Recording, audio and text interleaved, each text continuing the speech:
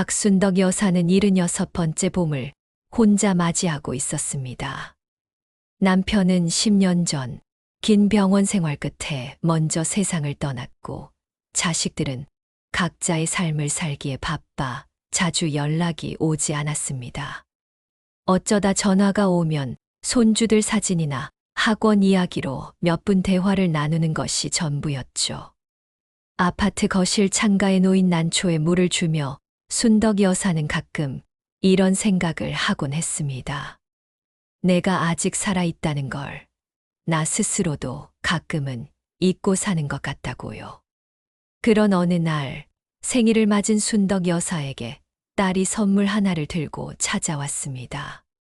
하얀 박스를 조심스레 열자 안에는 태블릿이 들어 있었습니다.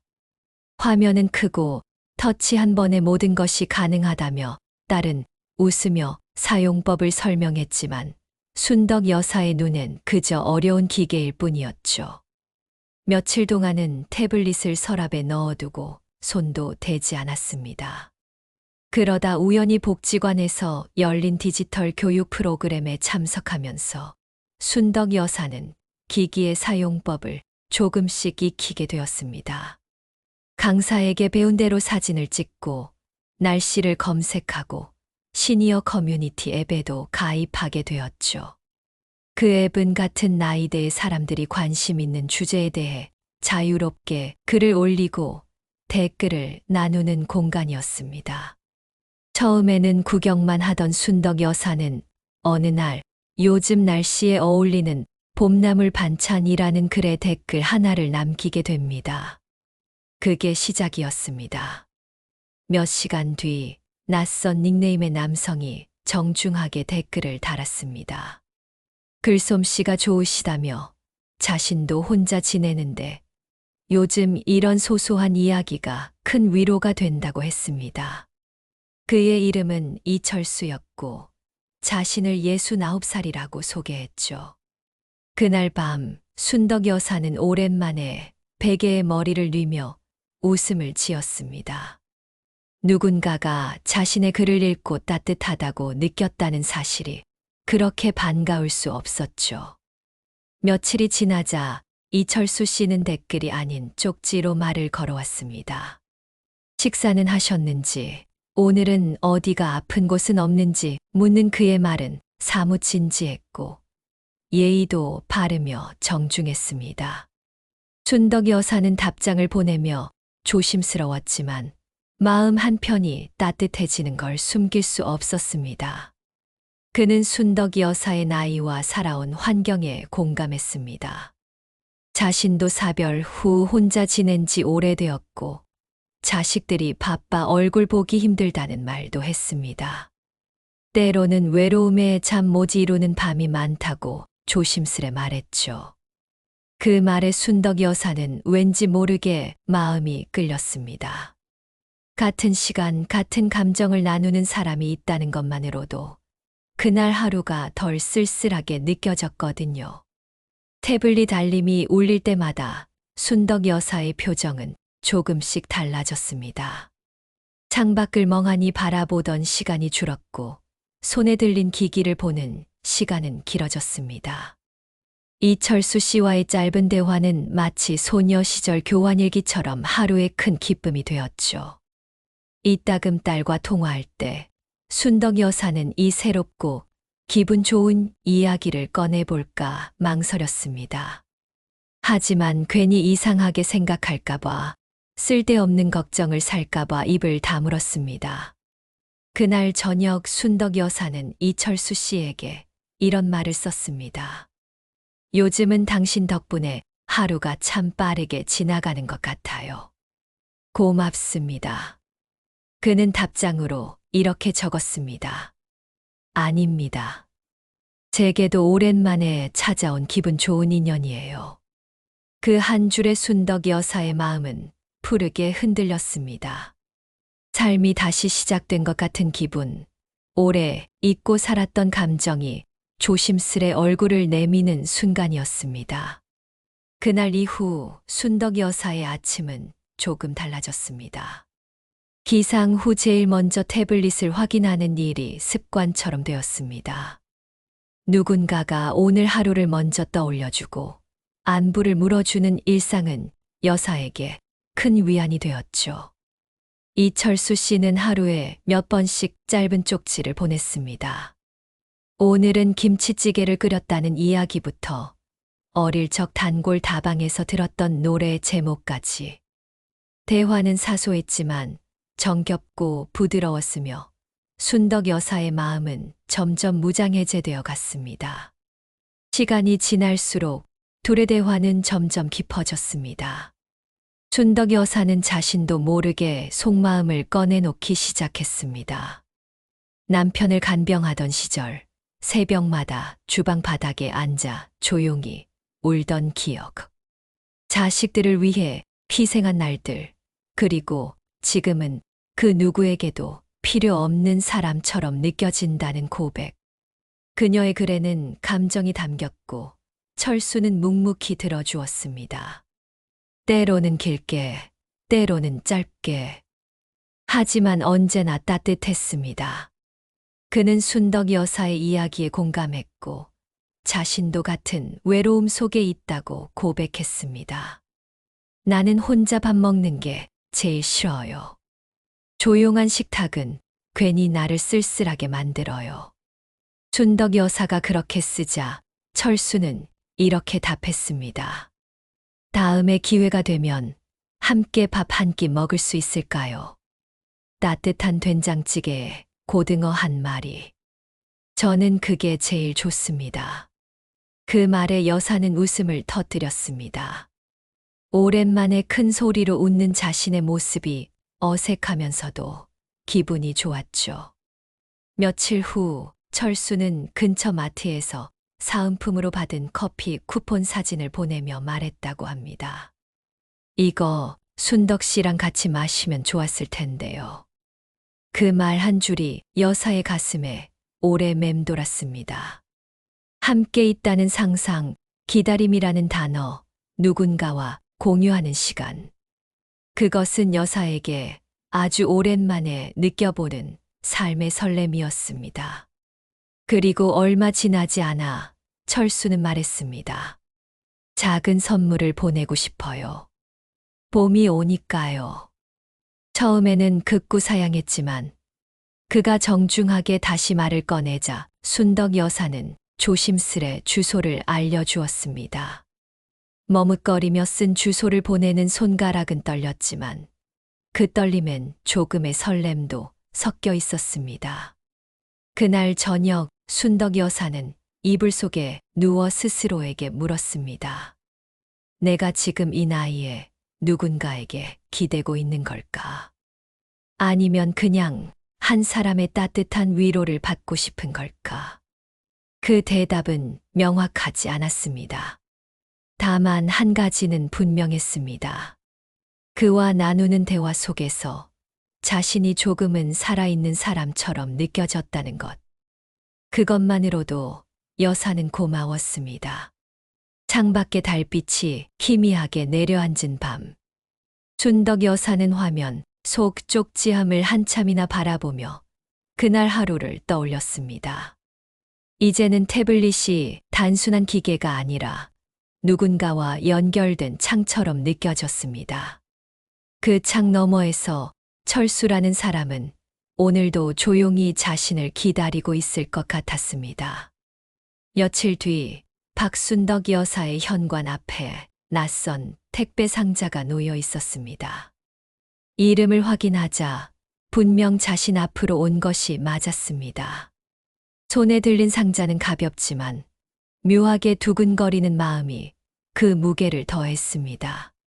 거실 테이블 위에 상자를 조심스럽게 올려놓고 칼을 가져와 봉인을 열었습니다.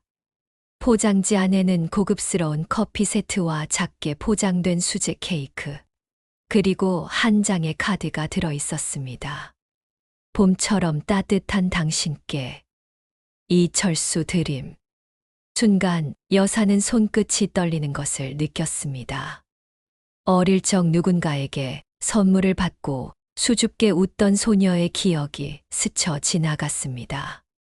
그렇게 오래된 감정이 이토록 생생하게 되살아날 줄은 몰랐습니다. 준덕 여사는 포장지를 천천히 접어 책상 서랍에 넣었습니다. 카드는 두 손으로 꼭 쥔 채 소파에 앉아 눈을 감았죠. 그가 보낸 선물이라는 생각만으로도 가슴이 벅차올랐습니다. 하지만 그 행복은 그리 오래 가지 않았습니다. 이튿날 오후 낯선 번호로 전화가 걸려왔습니다. 조심스럽게 받자 반말 섞인 목소리로 말했습니다. 택배 통관에 문제가 생겼다면서 관세 5만 원을 송금해야 한다는 내용이었습니다. 준덕 여사는 당황했지만 곧 이철수 씨에게 쪽지를 보냈습니다. 이런 전화를 받았는데 어떻게 해야 하느냐고요. 철수는 곧바로 답장을 보냈습니다. 죄송합니다. 제가 확인을 못했나 봐요. 금방 해결되도록 조치하겠습니다. 혹시 괜찮으시다면 제가 대신 돌려드릴 테니 일단 처리해 주실 수 있으신가요? 준덕 여사는 잠시 망설였습니다. 하지만 그동안 나눈 따뜻한 대화, 선물 속 정성, 그리고 그가 보였던 배려가 떠올랐습니다. 5만 원 정도는 큰 돈이 아니었고 그는 분명 믿을 만한 사람이었습니다. 다음 날 아침 순덕 여사는 인터넷 뱅킹으로 송금을 완료했습니다. 스스로도 믿기 어려울 만큼 손쉬운 결정이었지만 마음은 편했습니다. 그저 작은 해프닝이라 생각했고 어쩌면 이런 일도 있을 수 있다며 스스로를 안심시켰죠. 그런데 며칠 후 또 한 번의 전화가 걸려왔습니다. 이번에는 세관에서 물건이 파손돼 보험 처리를 위해 15만 원이 필요하다는 내용이었습니다. 목소리는 전과 같았고 여사의 이름과 주소도 정확히 알고 있었습니다. 이번에도 여사는 철수에게 물었습니다. 그는 민망해하며 말했습니다. 죄송합니다. 이런 번거로움을 드려 정말 죄송해요. 이럴 줄 알았으면 선물을 보내지 말았어야 했습니다. 하지만 제가 꼭 돌려드릴게요. 정말 미안합니다. 그의 죄송하다는 말이 반복될수록 순덕 여사의 마음은 애매한 위치에 서게 되었습니다. 누군가에게 미안하다는 말은 때로는 그 사람의 진심이자 무기처럼 느껴지기도 합니다. 여사는 이번에도 그를 믿기로 했습니다. 마음속 어딘가에서 불안이 싹 트고 있었지만 그보다 외로움을 덜어준 따뜻함이 더 크게 느껴졌기 때문입니다. 이틀 뒤 여사는 또다시 송금을 마쳤습니다. 그날 밤 식탁 위에 놓인 커피 세트와 케이크는 여전히 빛나고 있었지만 그것을 바라보는 여사의 눈빛엔 처음과 다른 무언가가 깃들어 있었습니다. 그날 이후 여사는 매일 아침 태블릿을 확인하면서도 어딘가에서 작은 파열음이 들리는 듯한 불편함을 떨칠 수 없었습니다. 아침 공기가 맑았지만 박순덕 여사의 마음은 왠지 흐릿했습니다. 전날 밤에도 태블릿을 확인했지만 이철수 씨의 답장은 오지 않았습니다. 내가 실수했나 싶어 다시 보낸 메시지는 여전히 읽지 않음 표시로 남아 있었죠. 이틀, 3일. 시간이 흐를수록 불안은 점점 커졌습니다. 철수의 말투는 여전히 정중했고 변함없는 문장들이 오긴 했지만 이상하게도 그가 더 멀어진 느낌이었습니다. 그러던 중 딸에게서 전화가 왔습니다. 준덕 여사의 목소리가 어딘지 모르게 가라앉아 있다는 걸 눈치챈 딸은 툭 던지듯 물었습니다.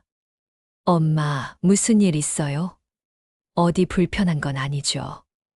괜찮다고 그냥 요즘 날씨 탓이라고 얼버무렸지만 마음속에선 다른 감정이 치밀어 오르고 있었습니다. 무언가 잘못된 게 아닐까. 혹시 이 모든 게 다. 순덕 여사는 조심스럽게 인터넷 검색을 시작했습니다. 택배 사기, 로맨스 스캠, 시니어 피해 사례. 손끝은 떨렸고 검색 결과가 눈앞에 펼쳐졌을 땐 숨을 잠시 멈췄습니다. 사진 속 피해자들은 하나같이 익숙한 표정을 짓고 있었습니다. 창피함과 배신감, 그리고 스스로를 탓하는 눈빛. 그들의 이야기 속에는 외로움이라는 단어가 빠지지 않았습니다. 한 피해 여성은 이렇게 말했습니다. 그 사람은 내 이야기를 다 들어줬어요. 내가 살아있다는 걸 느끼게 해줬죠. 그래서 믿었습니다. 그 문장을 읽는 순간 순덕 여사는 무언가에 머리를 세게 맞은 듯 멍해졌습니다. 그리고 마음속 깊은 곳에서 참았던 질문이 떠올랐습니다. 혹시 나도 속은 걸까?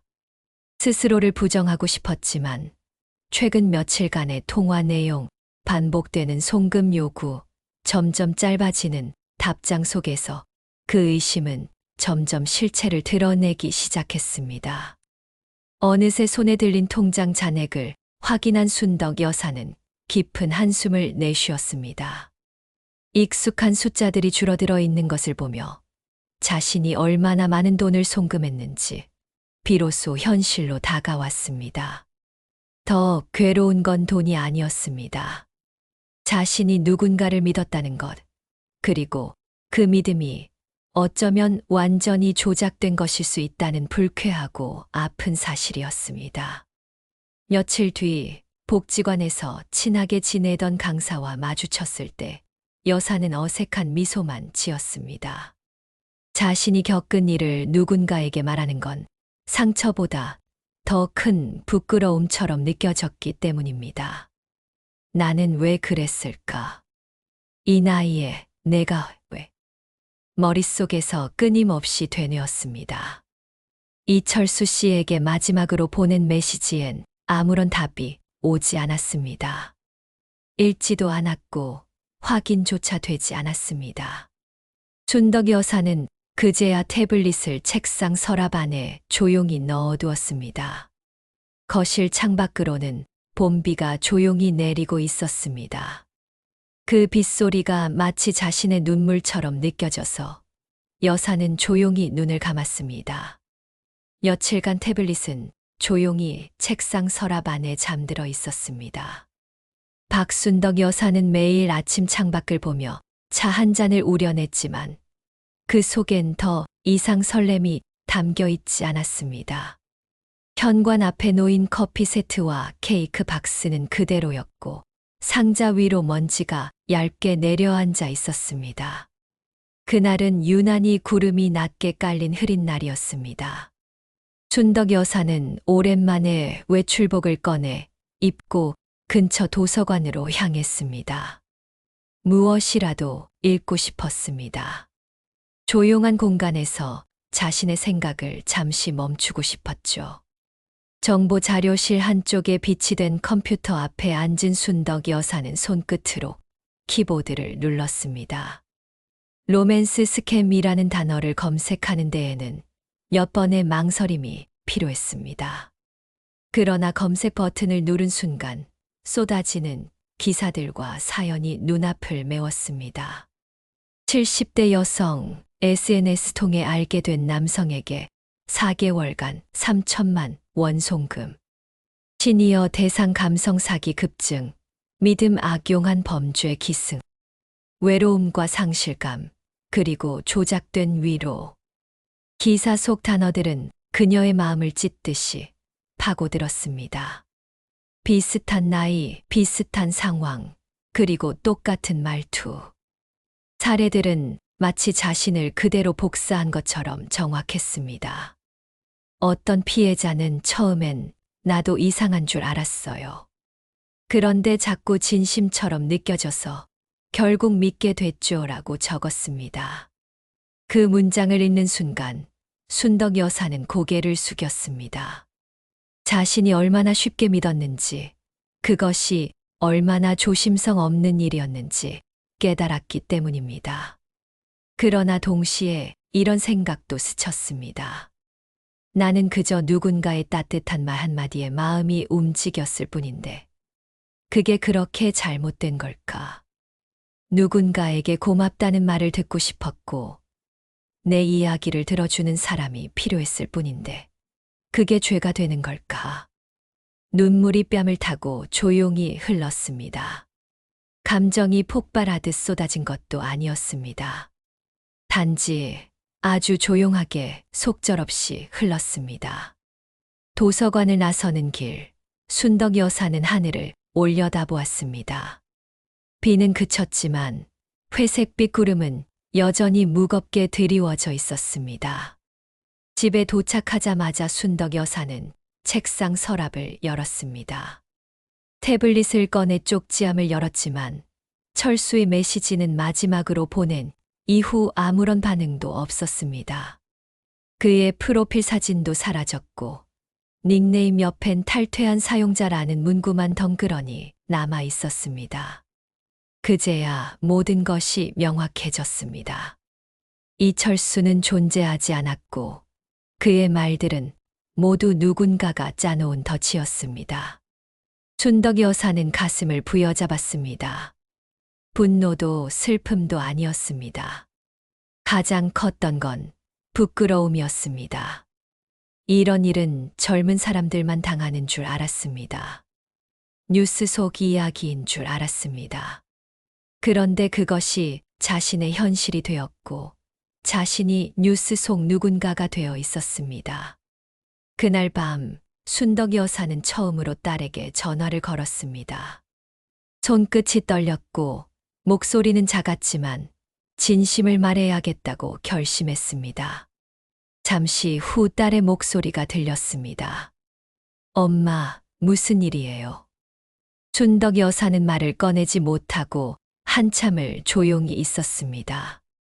그러다 조용히 말했습니다. 나 좀 어리석었나 봐. 딸은 당황한 듯 자세히 말해보라 했지만 여사는 아직 준비되지 않았습니다.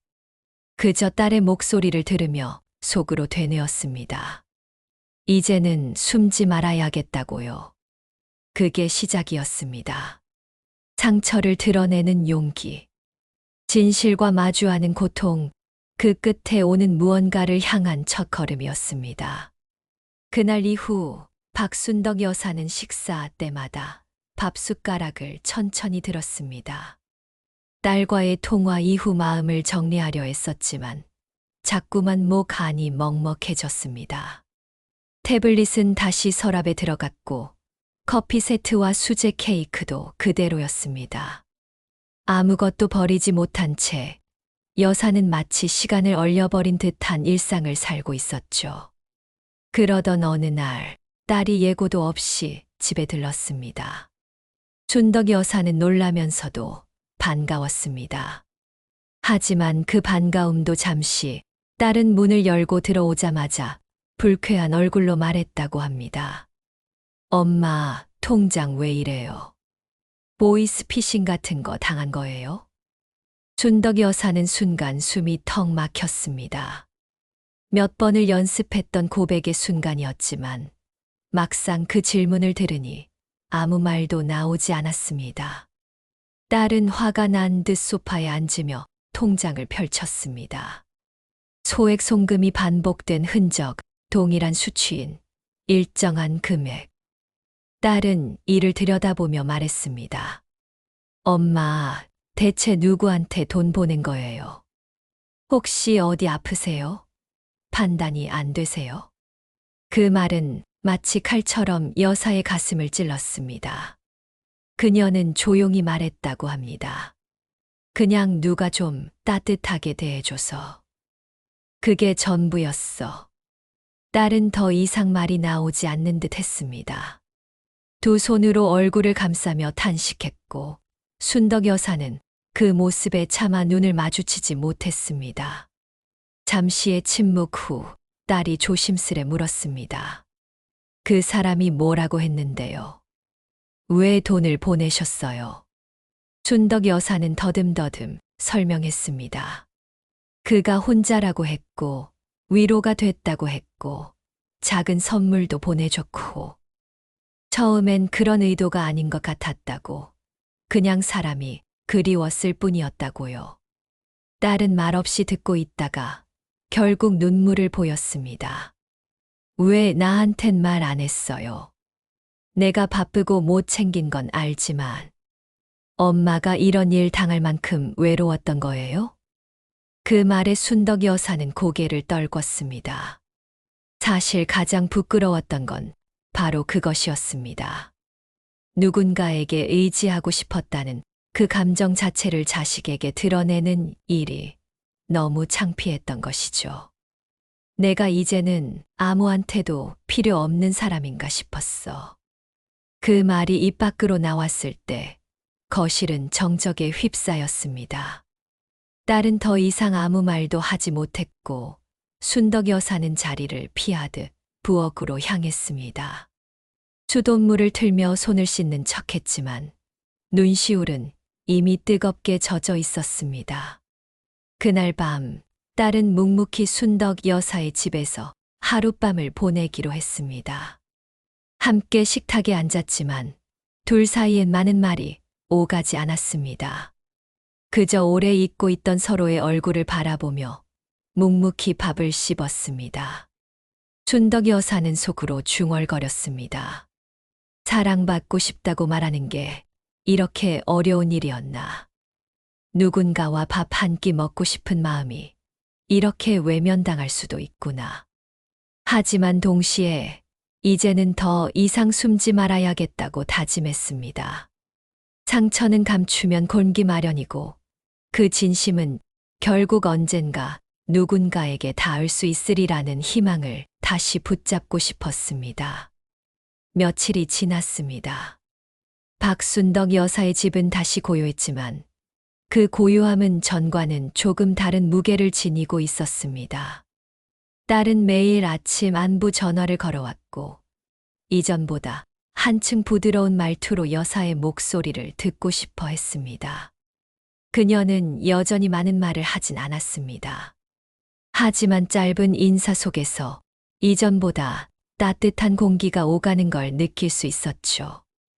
어느 날 복지관 게시판에 붙은 안내문이 눈에 들어왔습니다. 시니어 디지털 안전교육, 사기 예방과 스마트폰 활용법. 순덕 여사는 한참을 그 앞에 서 있었습니다.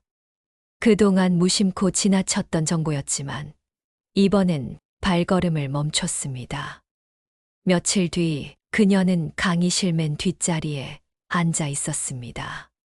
참석자 대부분은 익숙한 얼굴들이었지만 어느 누구도 자신의 눈을 피하지 않았습니다. 강사는 PPT를 띄우며 이야기했습니다. SNS에서 시작된 친절한 메시지, 감정적 공감, 반복되는 송금 욕구. 모든 내용이 그녀의 지난날과 겹쳤습니다. 그녀는 처음엔 고개를 숙였지만 어느 순간 고개를 들었습니다.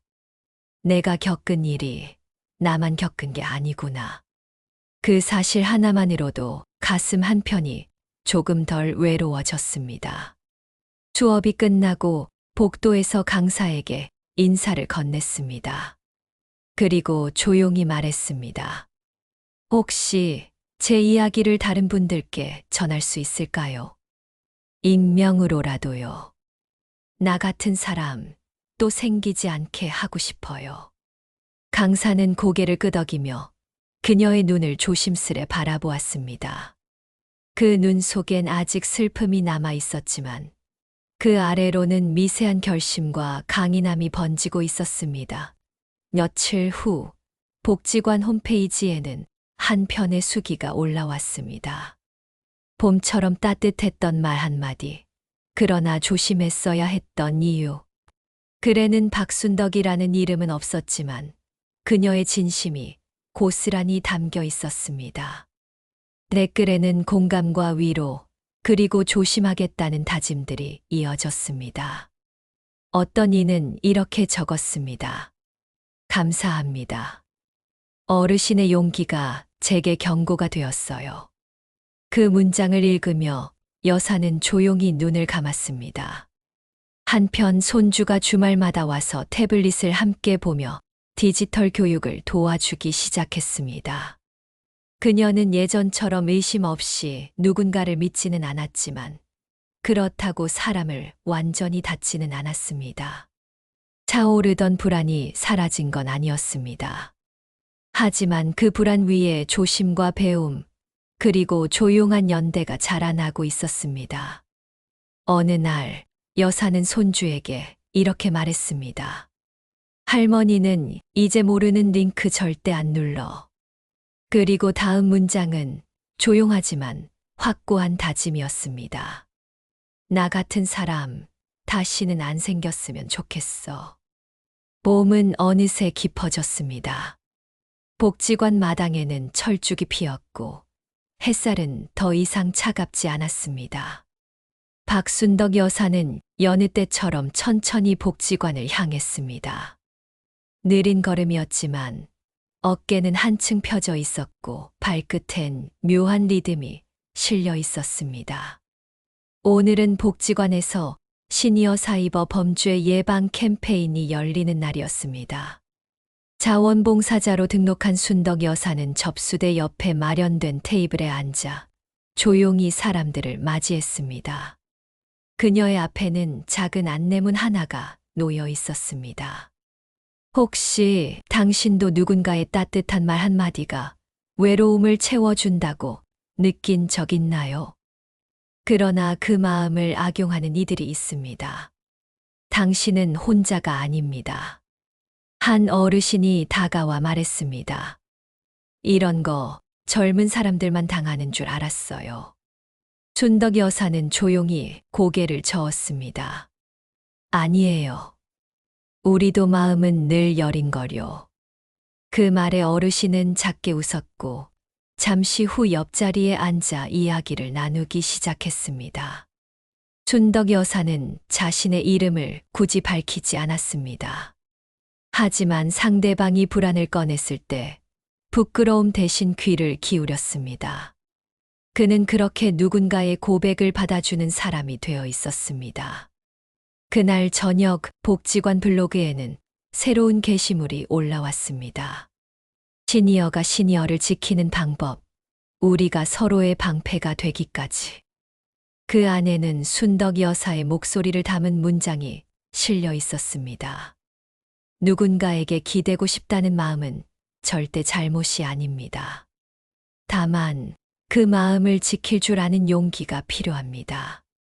그리고 그 용기는 나 혼자선 어렵습니다.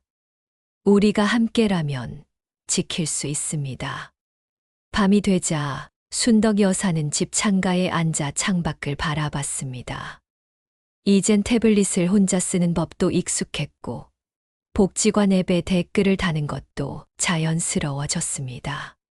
그녀는 따뜻한 바람이라는 이름으로 활동 중이었고 그 닉네임 아래엔 매일 누군가의 사연에 조용한 응원을 남기고 있었습니다. 창밖엔 가로등 불빛이 켜졌고 골목길 어귀에는 어린 손주들의 웃음소리가 들려왔습니다. 순덕 여사는 조용히 눈을 감았습니다. 어쩌면 지금이 그녀의 인생에서 가장 조용하고도 단단한 시기일지 몰랐습니다. 외로움은 완전히 사라지지 않았습니다. 하지만 이제는 그 외로움을 껴안은 채 누군가를 향해 손을 내밀 줄 알게 되었습니다. 그것은 조용한 연대의 시작이었고 그녀는 그 시작의 한복판에 서 있었습니다.